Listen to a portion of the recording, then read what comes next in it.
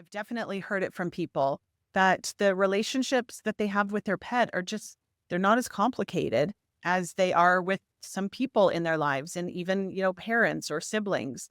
And so the loss of that pet and the loss of that unconditional love that was associated with that pet is huge for people. And yeah, it hits them way harder in some circumstances, more than a family member.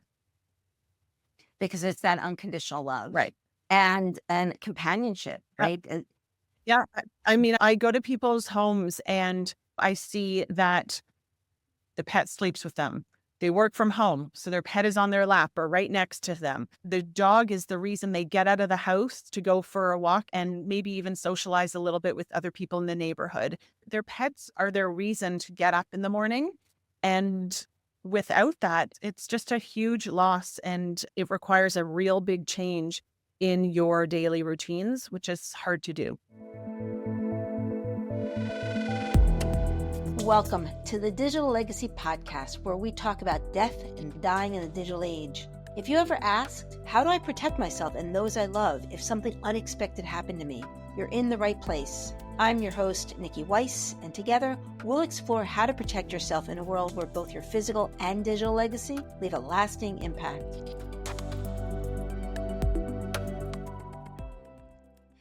And welcome back to another episode of the Digital Legacy Podcast, where we talk about death and dying in the digital age. Now, I have invited Dr. Faith Banks, who is a hospice pet vet and a little outside of the norm, maybe. But for me, I have 4 dogs currently, and dogs have been very much part of my life. And when I think about end of life planning, not just for myself, but for my pets, I feel like this is also a very important topic. So, Faith, thank you so much for being here today. Oh, you're so welcome. Thank you for having me. I have been following you on TikTok. Mhm. You are an influencer out there. I don't know how many other hospice professionals there are, but can you share more about your experience and what got you into this space? Sure. I live in Toronto in Canada. I graduated from vet school in 1996. I spent about 16 years in regular practice at a downtown clinic. And as my own Bernese Mountain Dog was aging, I became more interested in how best to care for her. Geriatrics, pain management, end of life care was really not something that we learned about at school back then, but it was very much something that was important to me in understanding how to care for her. And so I sort of, dove in and learned as much as I could, and then came across an article about animal hospice. And it was a term that I had never heard before. And on sort of getting a better understanding, I just thought, I love this idea. I really like, this is what I want to do. And so I slowly shifted away from the practice that I was working at and started up my own service in Toronto. I focused on helping people care for their elderly pets at home and understanding the changes that they were going through, how best they could help their pets. And then, if or when the time came that euthanasia was chosen, I would go back to their home and provide that service in the comfort and privacy of their home. So I started my service in 2012. It was just me. We're a team of about 10 veterinarians at this time and, big support staff to make sure all the pieces are moving as they should in helping the families that we help in and around Toronto. And I just want to take note that when we talk about euthanasia, some people might not be familiar with that term. So if you can break it down Sure. in layman's would be great. Yeah. Thank So you. euthanasia really in Greek terminology means good death. And so that is what we aim to provide, which is a good death. And so in many of these pets, I mean, there's so many reasons that euthanasia may be chosen, but in most of these pets, they are dying. And it's just how long it is going to take for them to die, the pain that is associated, not with the actual death process per se, but the illness that they have beforehand, if we're not able to manage that in a proper way. And so families are choosing to say goodbye and provide this good death experience for their pets and for their families at home. And so we do that for dogs and cats and small, we call them pocket pets. It's mostly bunnies. My service doesn't do exotics, but the majority are dogs and cats that we're helping. And we're talking about hospice. I just did an episode with a hospice nurse and even just educating people on human hospice. And now we're crossing over into bringing hospice into our pets' Mhm. lives. It is about quality of life. And it's also a choice and a decision, right? So, how many veterinarians are trained to have these hospice conversations with their clients? Oh boy. Well, I mean, they're most of them are not getting it at school. That's for sure. I have been going. This is probably my fifth or sixth, maybe even more than that, year that I've been going to the vet college just outside of Toronto, the Ontario Veterinary College in Guelph, and I speak to the students. I have a 2-hour slot for the vet students who are in their third year. They graduate after fourth year. I get 2 hours, and I know from speaking to them that that is the only sort of full training on euthanasia that they receive. And these vets are graduating, and I know every single one of them is going to need to provide a euthanasia for a pet. And unfortunately, it just hasn't made its way into the curriculum, sadly. My jaw is still on the floor. I don't know, Yeah. but I'm just mind boggled by that because I would think that the majority of what they're doing is trying, yes, they're trying to save Yep. lives, but at some point, they are administering Correct. the injection. That's just from an emotional standpoint, as a clinician, I would see that they would need the additional support Yeah. in order, not just the procedure on how to do it, but you've been taking care of a particular animal for its Right. lifetime, 8, 10 years, and now that veterinarian is actually ending the animal's life. Yeah. Euthanasia. I know some of the vet colleges in the US do have training on euthanasia, but not all of them for sure. And you're right. I mean, this euthanasia experience, obviously, if it affects the family who is losing their beloved pet, for sure. But when you think about the veterinarians and support staff at the clinic that have cared for that pet and developed a relationship with the pet and the owner and been through so many illness experiences with them, they get very emotionally attached as well. And so when we expect a vet to go into a room, euthanize that pet that they really had a connection with, and then walk out of the room and go into another room 5 minutes later for Oh, a new puppy and be all, energetic and happy and, welcoming, that is a real big roller coaster of emotions. And it's very, very difficult, especially for new vets that don't have these experiences. It's I challenging. just want to, I know that that wasn't part of our conversation, but you're really bringing out like a wow moment and respect for these clinicians and also understanding that how hard it is for them Mhm. go through this day in, day out and not have that training. That's I just want to put a pin in that and say, okay, this is hopefully the veterinarian industry can at least take more support on that because just as humans are living longer, we're also dying Yeah. longer. And I'm sort of feeling that right now with our pets. Did you see Kelly Ripa? Do you know what I'm saying? That episode Yeah. where she just recently lost her beloved dog, her of Chewy. what, 17 years old, Chewy. And she was just so apologetic that I she know. lost I her. know. I know. It was interesting because that actually corresponded just with one of my TikTok videos that I had done. So I started making TikTok videos. I think it was in 2021. A hospice mobile palliative care veterinarian who I went to high school with started doing it. And I really enjoyed her videos. And she convinced me that I should do the same talking about pets. And so I really enjoy making these videos, and I know that for so many people, they have been very helpful and educational. It's just like this, me sitting at my desk and talking. But that video came out just after, or maybe at the same time, but I hadn't seen it until after. And I talked about an experience that I had where I'd walked into the room of a family that was saying goodbye to their pet. I was at their home and there were a whole bunch of them lying on the ground, holding the dog's feet and sort of rubbing the feet and talking and smiling. And I walked in and I said, "He doesn't let you do that normally, does he?" And they all started laughing because he was so sedated and relaxed at that point that he allowed them to touch his feet that they never got to experience. And they were looking at them and touching them and smelling them. And it was just such a special moment for them getting to do these things that they never got to do before. And so that time where the pet is sedated before they pass is a really special moment. And that's what Kelly was talking about as well, I saw. I mean, it's an honor. And just as on the human side, people who have the honor to support their loved ones as they are making that transition from life to death, those last breaths, Mhm. for some people, it is an honorable moment. So, and not everybody feels up to it, right? Because there's a level of trust in the process. And there's also a letting go Yeah. of control Mhm. as well. I have to share two experiences that I've had. Making that decision is so hard. I had two dogs. Again, my husband and I have a very long history of having dogs. We used to have a sled dog kennel. Oh, At one point, we had 16 sled dogs here in Pennsylvania. And then we've done the whole gamut from rescue sled dogs all the way up to AKC show dogs. And so we have a fair sizable property. And I would say we probably have like maybe 23 dogs in our backyard now. Not all of them ours. We've had wow.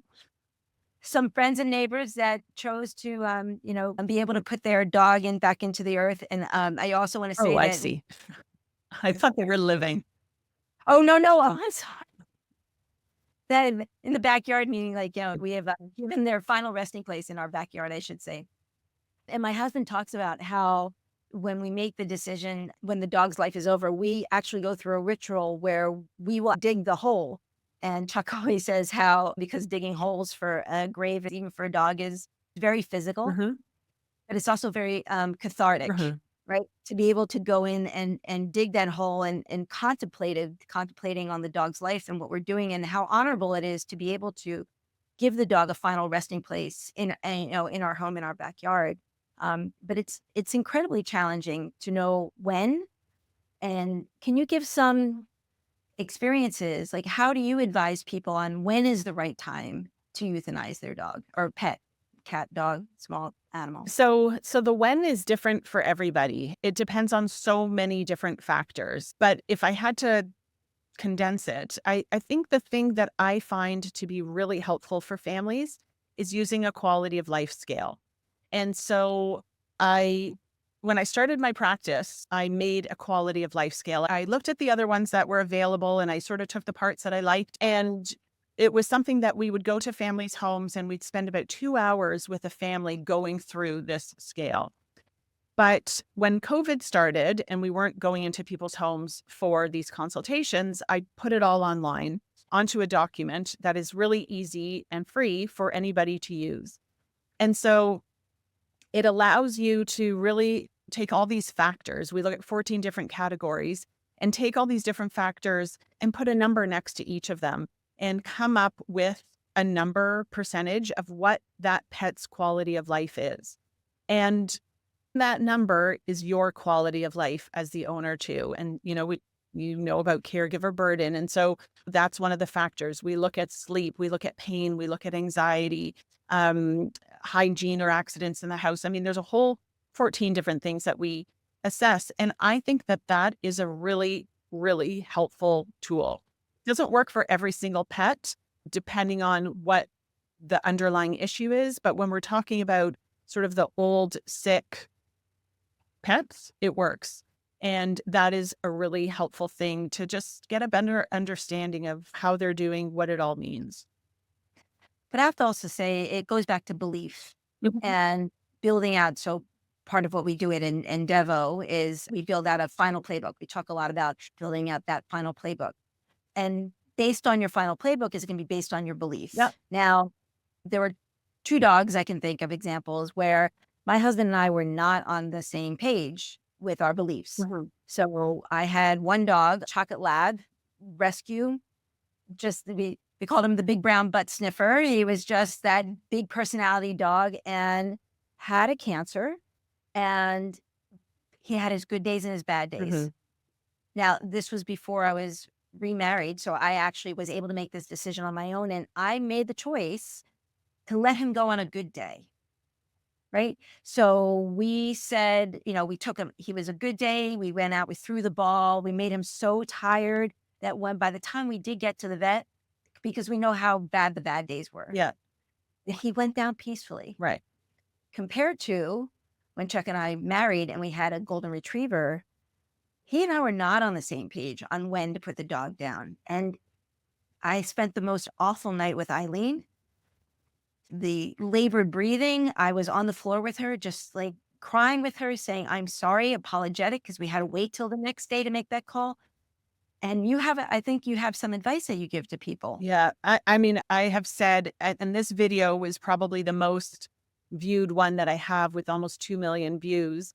Better a month too early than a day too late. And, maybe you say maybe a better a week too early, a day too late. The fact is to find a time when you're not crying on the floor next to your pet apologizing. I walk into homes and there is such a difference in the way people feel when I walk in and they have a plate full of bacon and they have peanut butter and they have chocolate and the dog wants to eat all of these things. And they went to the park and they saw their friends and the mailman came over the day before to say goodbye and all these beautiful, special things that happen that are so meaningful and wonderful. And the sun is shining versus, I get there and they're like, please, can you come as fast as you can? And the dog is just like Ah, lying on the floor, like breathing so heavily and deeply. And that's all the dog can do. And he won't take even his most favorite treats, which is so heartbreaking for people. There's such a difference in that. And so, if you have to leave a little bit of life on the table, I think that's okay. And I would much rather euthanize a dog at a point where we are preventing a time of suffering rather than euthanizing them because they are now full on suffering. And so, I mean, you were sharing your story and the golden retriever, Eileen, Mm. the vet had to come out to the truck and the needle wasn't even halfway in her and she was gone. right, Versus, Baron, who walked in and was able to get him comfortable. And right.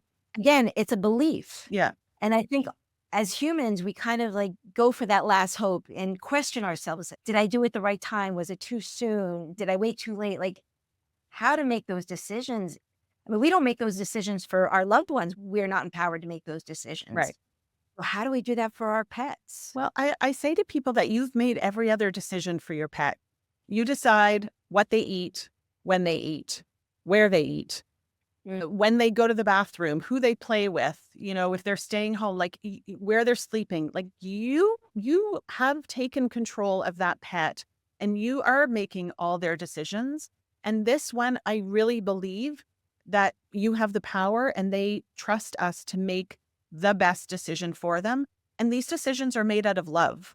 Like you're not making it because you're tired of cleaning poop off the floor anymore.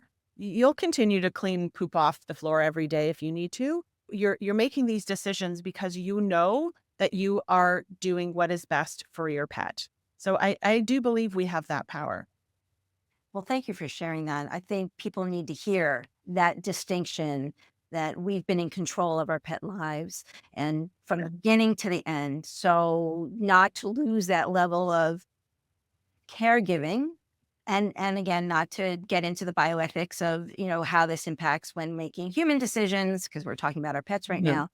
But let me also share with a crossover. So when I worked for hospice, we actually had a pet bereavement group. Mm, And it was interesting, well, and touching how some people admittedly said that they loved their pet and the loss of their pet was more than some of their humans that have been in their lives. oh, I hear And all this. understandably, right? Yeah. And there's a lot of guilt that comes with that, sadly. But I've definitely heard it from people that the relationships that they have with their pet are just, they're not as complicated as they are with some people in their lives and even, parents or siblings. And so the loss of that pet and the loss of that unconditional love that was associated with that pet is huge for people. And yeah, it hits them way harder in some circumstances more than a family member. Because it's that unconditional love. Right. and companionship, Yeah. right? Yeah. I mean, I go to people's homes and I see that the pet sleeps with them. They work from home, so their pet is on their lap or right next to them. The dog is the reason they get out of the house to go for a walk and maybe even socialize a little bit with other people in the neighborhood. Their pets are their reason to get up in the morning. And without that, it's just a huge loss and it requires a real big change in your daily routines, which is hard to do. So, what advice do you have for families that are in that hospice transition and having an, I don't want it's not, I'm not saying replacement pet, but I mean, for us, it's a little easier because we do rotate dogs. Like we bring dogs in every 3 to 5 years. Yeah. So we're never without dogs. For some people that have been very single focus minded on one dog, and that dog's been their life. I have one friend in mind I'm thinking of. She doesn't have any children. Her cockapoo is her life, but Mhm. that dog is reaching the end of her life. And Right. she said, I am taking bereavement days when this dog is lost because even knowing that the company might not feel that it's a bereavement day, Yeah. but for her, Yeah. it is. Yeah. And I've been trying to coach her a little bit about, I mean, I don't know about introducing a new dog to a 17-year-old Right. dog, but what's your advice as far as, I don't say giving permission, but encouraging people if they really feel they need that additional love and support in the house, not to wait till the other animal has passed? Or is that advice that you give them? Well, I could tell you that when there is a second pet in the house, the loss doesn't feel as great because the house isn't going from pet hair and barking at the door or the click, click, click of nails to nothing. And so having a second pet really does make a huge difference. Having said that, if you had a 17-year-old dog, I'm not sure I would bring a puppy into the house. But I am all for getting another dog after.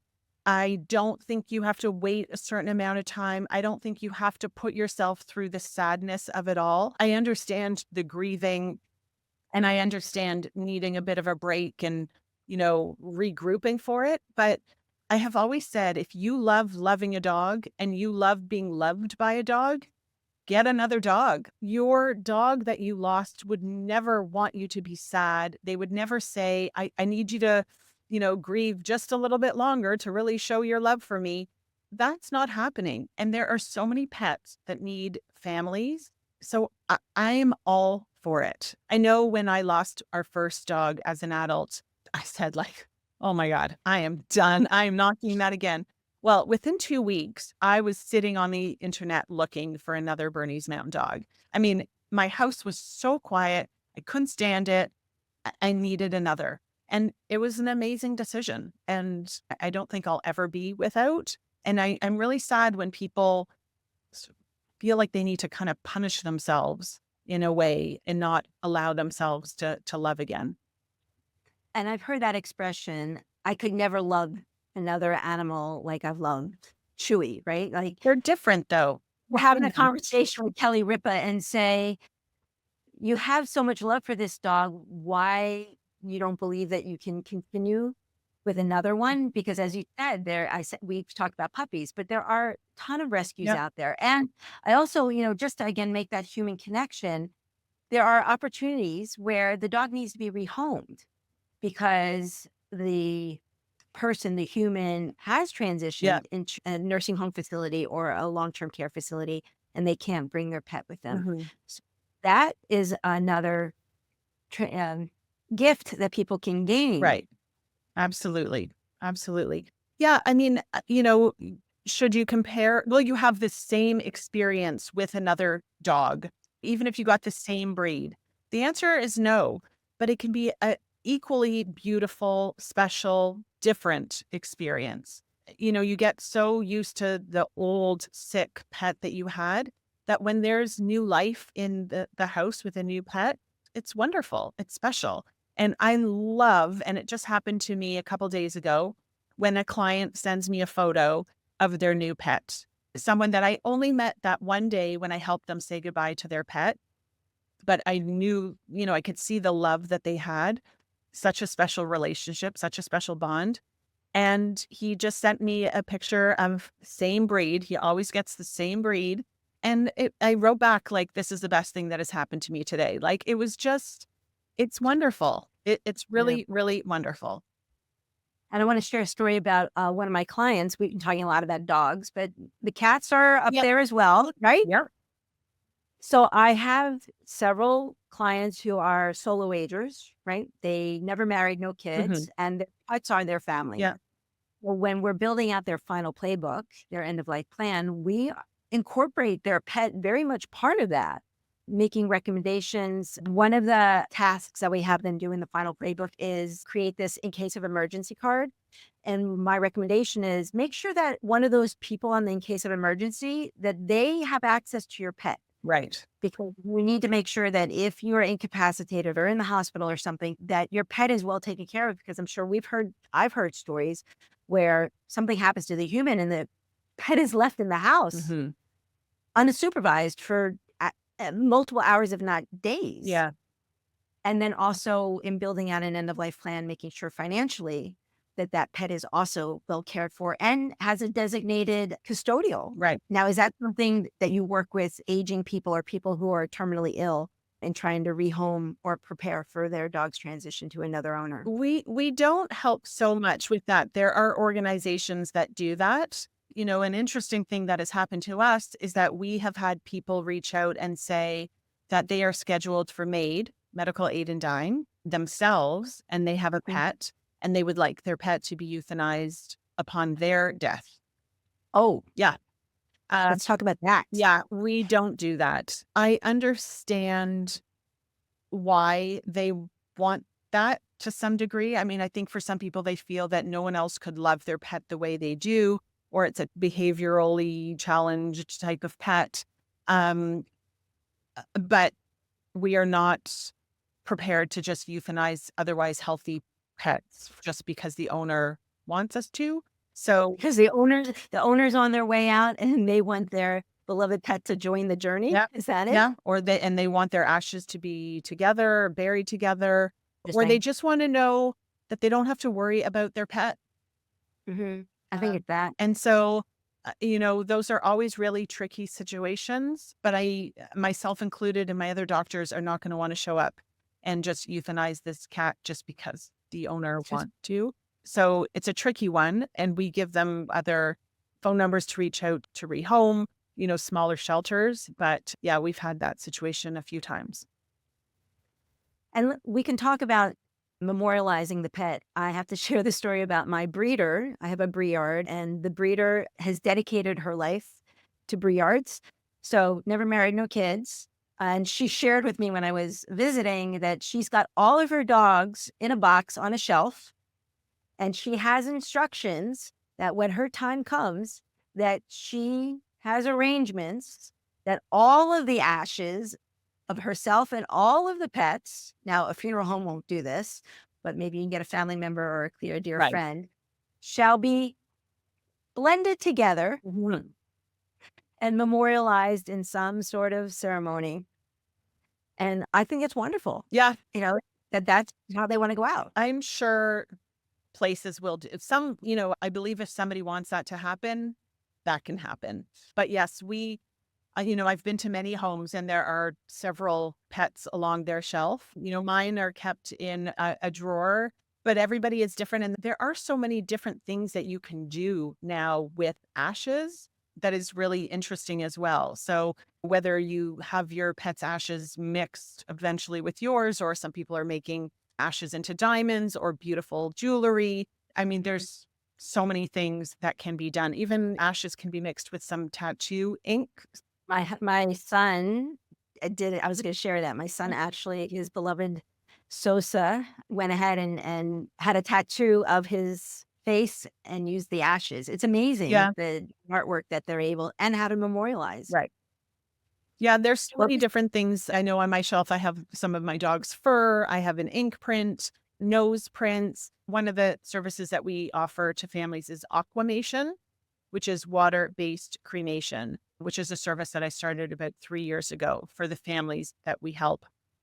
And we have these little stones that we can take the ashes and mix it with a sort of resin and cement and make them into these really pretty stones that are nice to hold, but you can also just place in a special part of the garden. That was your pet's favorite spot. So there are so many things that can be done. And I have a place up at our cottage. I have a few stones there with previous pets, and it just makes me smile. It's a nice little reminder. Because these pets are so dear to us. Absolutely. So much. Well, thank you so much for sharing. Do you have any takeaways for our listeners that they can start thinking about when it comes to preparing for the transition and the death of their pet? I think the biggest thing is being prepared. I'm not saying that you have to have every single thing laid out, although I think it is a good thing. I think it's important to give thought to your feelings on euthanasia. Will your children want to be there? Are there special memorial items that you want? Do you want it to be done at home? Do you want it to be done in a park? Do you want it to be done in your car or at the clinic? So just giving some thought to these things, knowledge is power. And so having an understanding of what it looks like really allows you to sort of be a little bit more calm in the whole process, because this is not a time for surprises at all with people or pets. I mean, having a plan is really a good idea. And with that, thank you so much for being here. Appreciate your time. And how can people get in touch with you? Well, they can follow me on TikTok, or my service is called Midtown Mobile Veterinary Hospice Services in Toronto. In Toronto. All right. Thank you so much. And we'll end here. Appreciate your time. Thank you.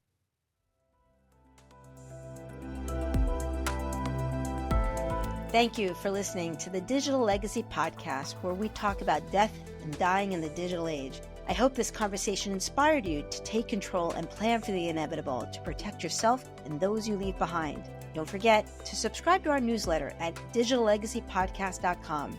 Remember, life is full of surprises. What happens after you die shouldn't be. So keep your passwords safe and your playbook up to date.